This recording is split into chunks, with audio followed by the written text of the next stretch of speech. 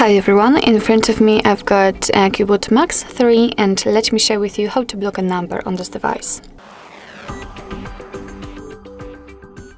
So basically we've got two different ways to block a number. Firstly, we can use our contact list, so we can block the contact which is currently saved, or we can block a number by entering it manually in a special section. So of course I'll show you both, and I would like to begin with the contact list. So let's enter the contacts, for example using the dialer, and here we have to find the contact we would like to block and tap on it. So I will pick Simon.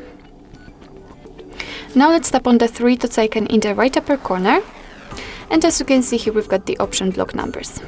Your device will ask you if you really want to block a number, because you will no longer receive any incoming calls or text messages from it. So just decide. I don't want to report it as a spam, so let me untick this option and simply tap on block. And as you can see here we've got this characteristic icon. What's more, we've got the info that the number is blocked. Of course you can unblock it the same way, just by tapping on this three dots icon, but let me leave it like this. We will actually check if it will appear on the blacklist. So that was the very first way of blocking the number, and now let's check the other option. So it requires entering the settings, and it doesn't really matter if you will be on the contacts, recents or favorites. Just tap on the three dots icon in the right upper corner and enter the settings. Here we've got the blocked numbers, so let's enter, and that was a misclick, sorry. Enter blocked numbers, and as you can see right here we've got the list of previously blocked numbers. The first one is the number we just blocked from our contacts, and actually here I can show you the second way to block a number.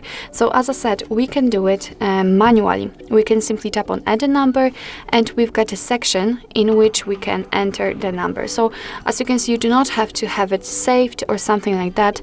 Just enter it, tap on block, and it will immediately appear on the blacklist.